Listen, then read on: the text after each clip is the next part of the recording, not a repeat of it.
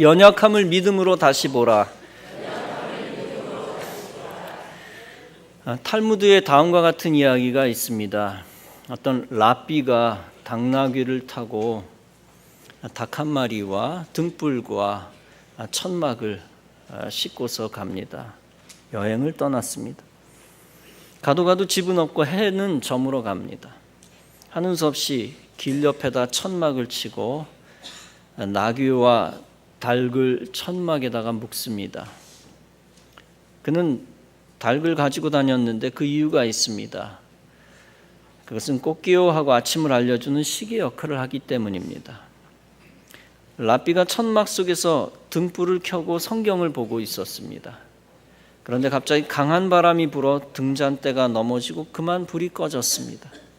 할 수 없이 성경을 덮고 기도를 하고 잤습니다.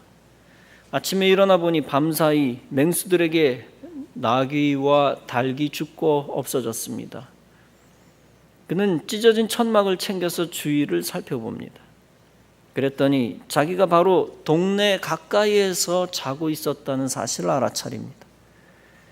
그래서 동네에 들어갔더니 온 동네가 야단법석이 났습니다. 어젯밤에 강도떼가 이곳에 쳐들어왔었던 것입니다. 강도떼가 사람들을 죽이고 물건을 빼앗고 그야말로 아수라장을 만들었던 것입니다. 그때 랍비는 무릎을 꿇고 하나님께 감사를 했습니다. 만일에 등불이 켜져 있었다면 어떻게 되었을까? 닭이나 나귀가 살아서 소리라도 냈으면 어떻게 되었을까요? 아마 자기도 틀림없이 죽었을 것입니다. 그런데 이 세 가지를 미리 잃어버렸기 때문에 살 수가 있었던 것입니다. 처음에 생각해보면 잃어버린 것이 더 많았습니다. 그러나 결과적으로 잃어버린 것보다 더 중요한 것을 얻었던 것입니다. 우리는 현재 우리에게 불리해 보이는 것만 보고 탄식하기가 쉽습니다. 우리가 잃어버린 것, 우리가 가진 약점, 우리에게 닥친 환난 등을 보고 원망합니다. 그러나 우리 믿음의 사람이 해야 할 일이 있습니다. 그것은 그 어떤 것도 믿음으로 생각하고 믿음으로 바라보아야 한다는 것입니다. 부정적인 눈을 버리고 긍정적인 눈으로 보아야 한다는 것입니다. 원망하는 마음을 버리고 감사하는 마음으로 보아야 한다는 것입니다. 그러면 보이는 모든 것이 달라집니다. 그뿐 아니라 실제 하나님의 능력이 임하여 환경과 운명까지 달라집니다. 그리고 그 모든 연약한 것이 하나님의 은혜임을 알게 됩니다. 하나님의 은혜임을 알면 또다시 연약함 가운데 기적이 일어나는 것입니다. 본문은 바로 이러한 연약함을 믿음으로 다시 보고 신앙 고백하고 있는 것입니다. 바울은 약점, 즉 육체의 가시를 가진 자였습니다. 그가 가지고 있던 육체의 가지에 대해 여러 가지 해석이 있습니다. 그 중에서도 눈에 문제가 있었을 것이라는 주장이 있습니다. 바울이 안질환을 앓고 있었다는 주장은 갈라디아서 4장을 근거로 나온 얘기입니다.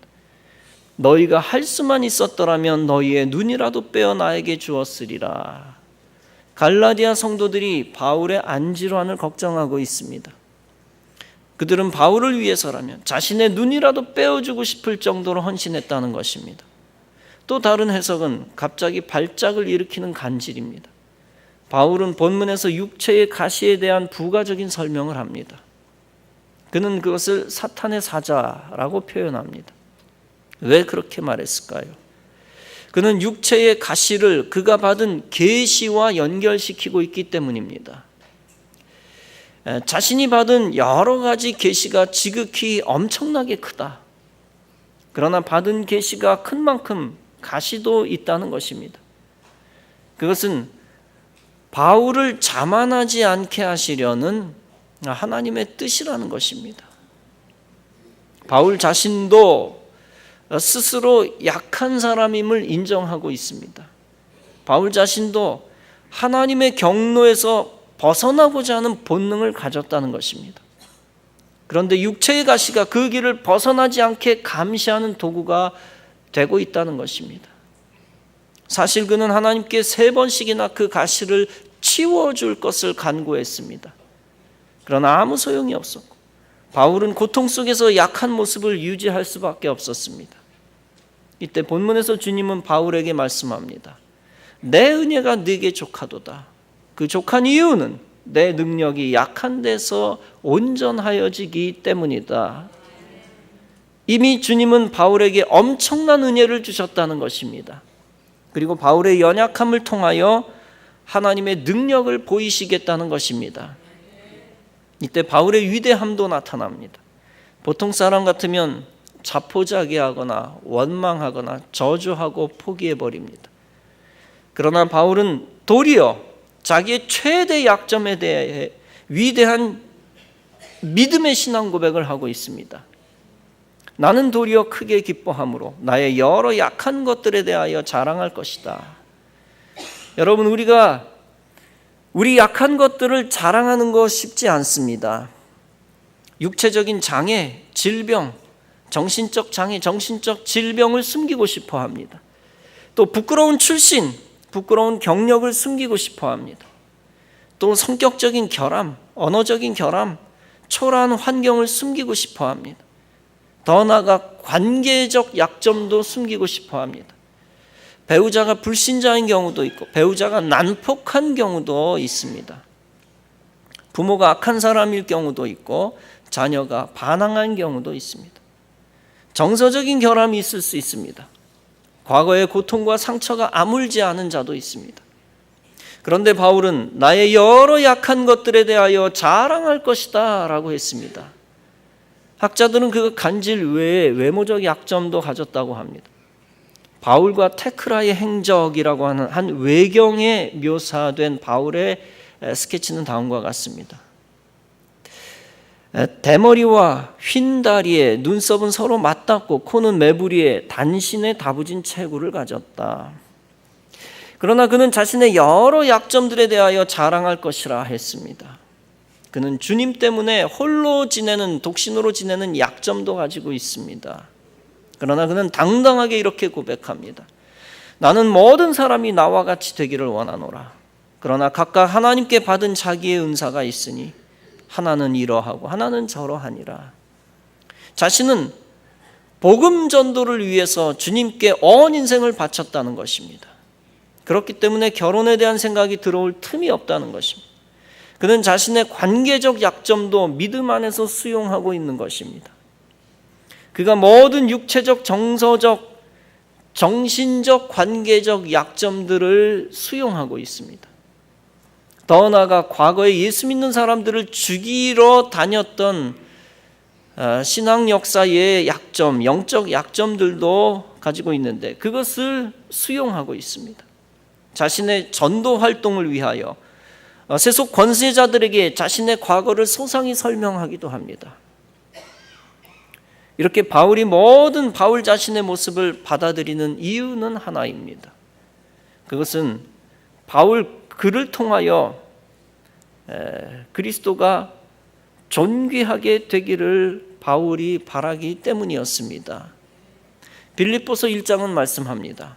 나의 간절한 기대와 소망을 따라 아무 일에든지 부끄럽지 아니하고 오직 전과 같이 이제도 온전히 담대하여 살든지 죽든지 내 몸에서 그리스도가 존귀히 되게 하려 하느니라.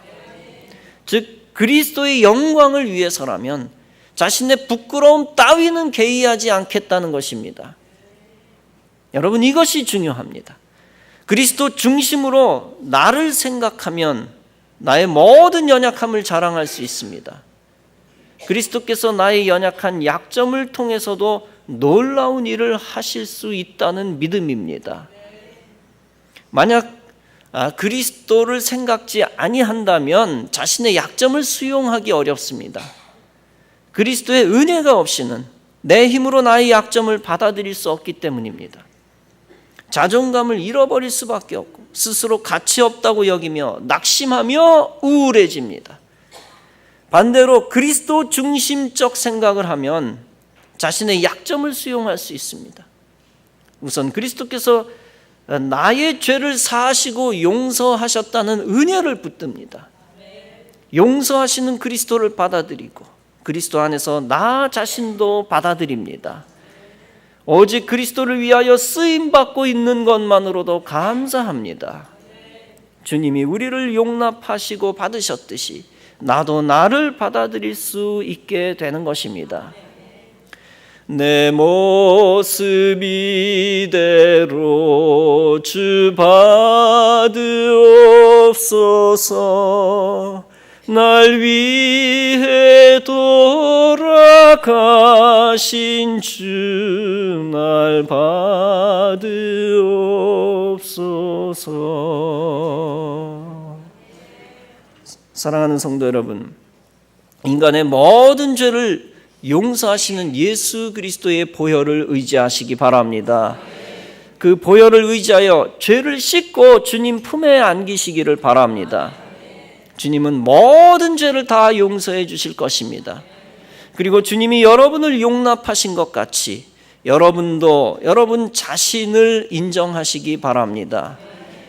그것이 여러분을 받아들이시는 주님의 뜻인 것입니다. 그러므로 여러분은 여러분 자신을 사랑하는 법도 배워야 합니다. 여러분이 여러분을 예수 안에서 사랑하지 않으면 어떻게 될까요? 그러면 여러분은 다른 사람을 사랑하기 어렵습니다. 스스로 저주하기만 하면 그 독한 마음과 독설이 다른 사람에게 나갑니다. 가족관계, 인간관계를 계속해 나가기가 쉽지 않습니다. 내가 나를 미워하면서 다른 사람을 사랑한다. 과연 가능할까요? 이론적으로는 가능합니다. 그러나 현실적으로는 불가능합니다. 알게 모르게 내가 가까이 있는 사람까지 미워하게 됩니다. 자신의 처지를 비관하기만 하면 나와 함께 있는 사람까지 악하게 대하게 됩니다. 여러분, 한 사람 한 사람을 하나님이 천하보다 귀하게 여기고 계시다는 사실을 알아야 합니다. 전 세계 60억 인구 중에 65억이 넘나요? 한 사람 한 사람, 어떤 사람도 똑같은 지문을 가진 사람이 없지요. 그것뿐입니까? 엄밀하게 말해서 모든 사람의 그 어떤 모습과 성격과 DNA와 능력과 고유 가치가 다 다릅니다. 그것은 하나님이 한 사람 한 사람을 비교할 수 없이 가장 귀하게 여기신다는 것입니다. 내가 나를 예수 안에서 수용하고 사랑하기만 하면 됩니다. 그러면 이미 나를 사랑하셨던 주님께서 더욱 나와 함께 하시고 더욱 귀하게 만드실 것입니다. 그러므로 여러분 자신을 향해서도 항상 긍정적인 눈으로 바라보아야 합니다. 자신을 스스로 학대하거나 원망하거나 저주하지 마십시오. 주님이 여러분의 모습이 어떠하든지 지극히 사랑하십니다. 이처럼 주님의 마음을 헤아려 여러분 자신도 여러분의 연약함을 믿음으로 다시 보아야 합니다. 그러면 그때에 믿음의 역사가 나타납니다. 여러분의 연약함을 통하여 하나님이 놀라운 기적을 일으키십니다. 하나님이 가장 약한 자를 통하여 가장 강한 자를 부끄럽게 하십니다. 하나님이 가장 어리석은 자를 통하여 가장 지혜롭다고 자처하는 자를 부끄럽게 하십니다. 그리고 하나님이 가장 소망 없어 보이는 자를 통하여 교만한 자를 낮추십니다. 그래서 고린도전서 1장은 말씀합니다. 하나님께서 세상의 미련한 것들을 택하사 지혜 있는 자를 부끄럽게 하려 하시고 세상의 약한 것들을 택하사 강한 것들을 부끄럽게 하려 하시느니라. 스코틀랜드의 한 교회에 말썽꾸러기 소년이 있었습니다. 그는 고아였으며 성격이 난폭했습니다. 어느 날 교회 학교 교사가 불쌍한 소년에게 옷 한 벌을 선물합니다. 며칠 후 소년은 이 옷을 갈기갈기 찢어 쓰레기통에 던져버립니다. 교사는 그에게 다시 새 옷을 사주었습니다. 이번에도 몇 번 입어보더니 던져버립니다. 사람들은 교회 학교 교사에게 충고했습니다. 저 아이는 구제불능입니다. 더 이상 사랑을 쏟을 필요가 없어요. 그러나 교사는 소년에게 세 번째로 좋은 옷을 선물하며 속삭였습니다. 네가 옷을 버리는 것은 용서한다. 그러나 교회 출석은 계속하겠다고 약속해다오. 결국 이 말썽꾸러기 소년은 예수를 영접하고 새 사람이 됐습니다. 이 소년의 이름은 로버트 모리슨 목사입니다. 그는 중국 선교사로서 영어 중국어 사전, 영중사전을 집필한 역사적 인물입니다. 여러분, 긍정적인 믿음으로 사람을 보는 태도가 중요합니다. 그 태도가 인내하게 만들어주고 하나님이 역사하셔서 엄청난 변화가 일어납니다. 인생이 달라지기도 하고 더 나아가 영혼이 변화되기도 합니다. 가장 쓸모없던 이가 그리스도 안에서 가장 위대한 인물이 되기도 합니다. 가장 초라한 자를 택하시고 믿음 주셔서 그 믿음을 도우시고 위대한 일을 감당케 하십니다. 그래서 최종적으로 하나님이 스스로 영광을 받으십니다. 하나님은 이스라엘로 하여금 미디안 족속과 싸우게 하셨습니다. 그때 가장 작은 지파에 가장 작은 집에서 가장 작은 자 기드온을 택하셨다라고 성경은 기록하고 있습니다. 그리고 그에게 군대를 모으라고 하셨습니다. 그런데 설상가상으로 하나님은 그 군대조차 작게 만드십니다. 두려워하는 자 22,000명을 내보내라고 하십니다.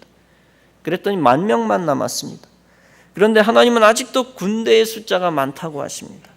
그래서 기드온은 군사들을 물가로 데려가 시험했습니다. 그리고 그 가운데 극소수 300명만 추립니다. 하나님은 이제 그 300명 가지고 미디안 군대 13만 5천 명을 치라고 하십니다. 일당 450명입니다. 하나님이 그렇게 명령하신 이유가 있습니다. 가장 연약하여 더 이상 소망이 없어 보일 때 하나님이 최대로 역사하시기 위함이었습니다. 하나님이 약한 지도자에게 지혜를 주시고 약한 군대를 담대하게 하셔서 싸워 이기게 하십니다. 그래서 하나님은 약하지만 믿음 있는 자를 통하여 하나님의 능력을 드러내시는 것입니다. 대체로 사람들은 힘의 논리에 좌지우지됩니다. 그러나 하나님은 단순히 보이는 강한 힘에 관심이 없습니다.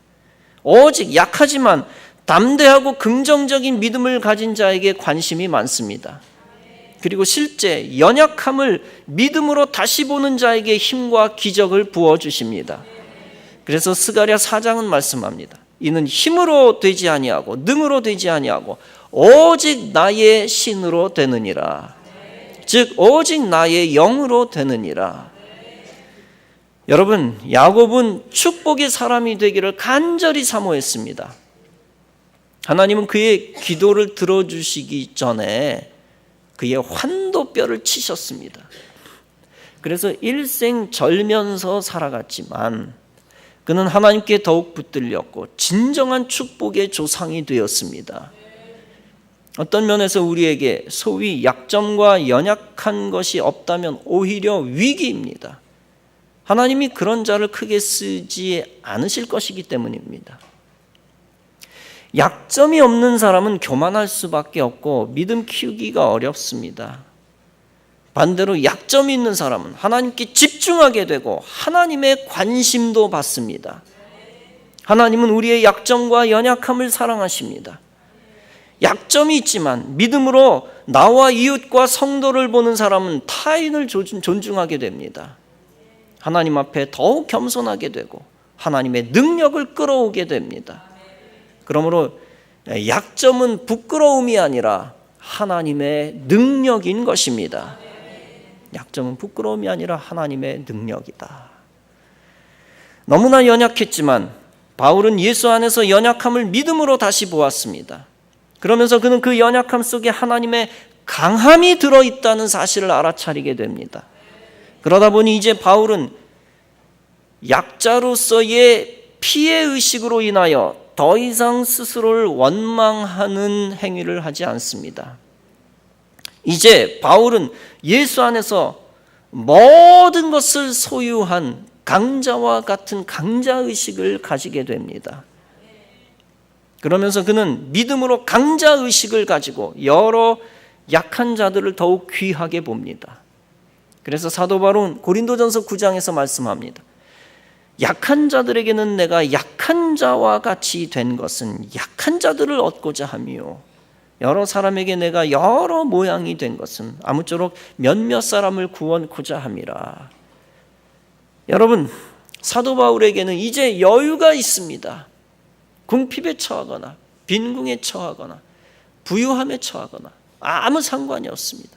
이제 여유가 흐릅니다.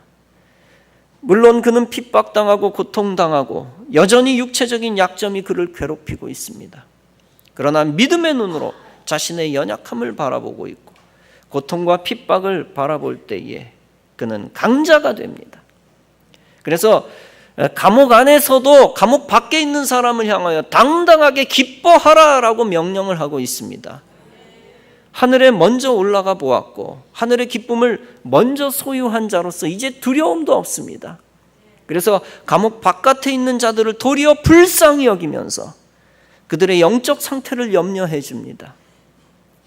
이처럼 우리도 연약하지만 예수 안에서 모든 생명을 소유한 강자가 되어야 하는 것입니다. 비록 인간적으로는 연약하지만 당당히 세상의 강자들을 품을 수 있는 것입니다. 그들을 도리어 불쌍히 여기며 그들을 위해 기도하며 그들에게 사랑으로 다가가는 것입니다. 연약함을 자랑하는 바울의 태도는 연약함에도 감사하는 태도에서 나옵니다. 빌립보서 4장은 말씀합니다. 항상 기뻐하라, 쉬지 말고 기도하라, 범사에 감사하라. 이는 그리스도 예수 안에서 너희를 향하신 하나님의 뜻이니라. 고통과 환난과 약점 가운데 기뻐할 수 있는 힘은 오직 감사밖에 없습니다. 감사는 부정적인 눈을 긍정적인 눈으로 바꾸는 능력입니다.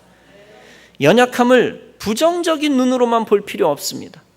오히려 연약함을 긍정적인 눈으로 볼 때 그 연약함에 기적이 깃드는 것입니다.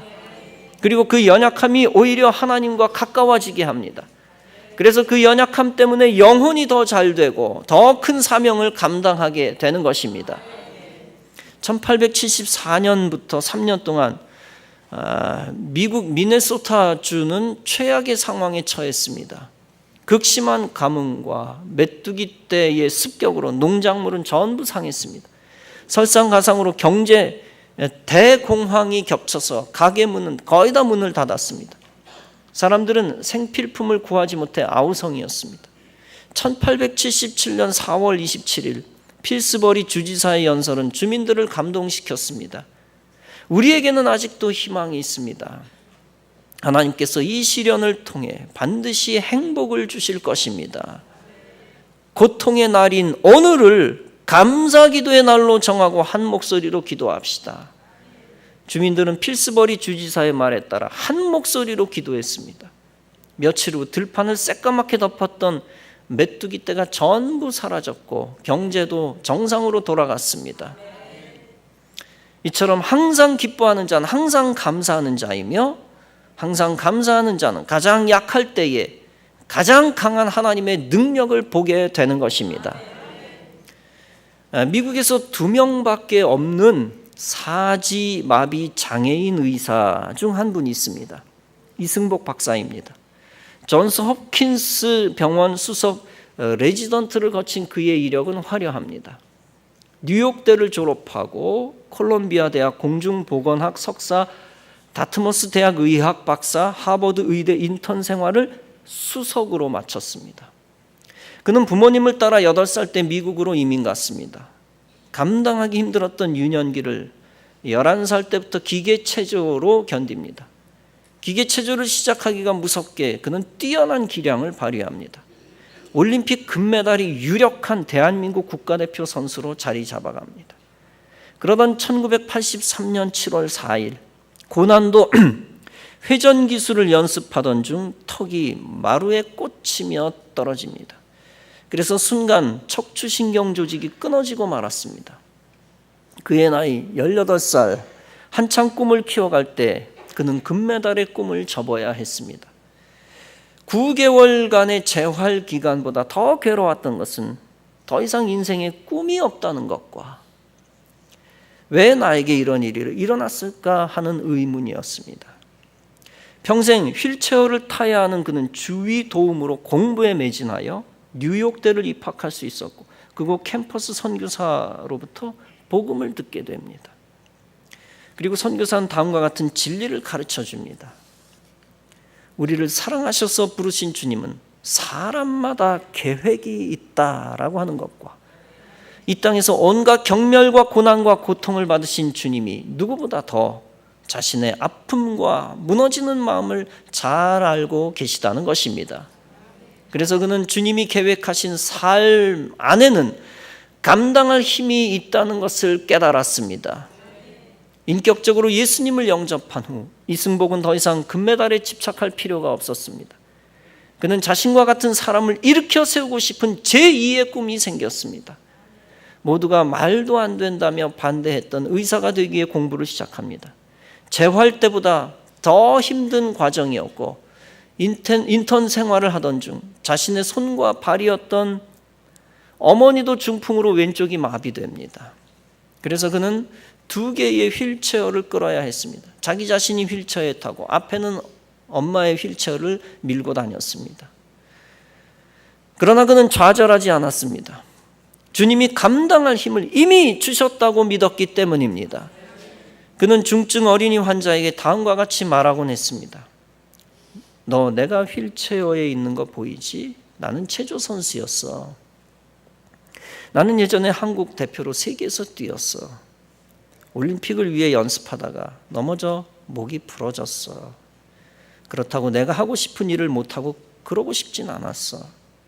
나는 너 같은 사람들을 돕고 싶어. 그래서 난 네 앞에 있지.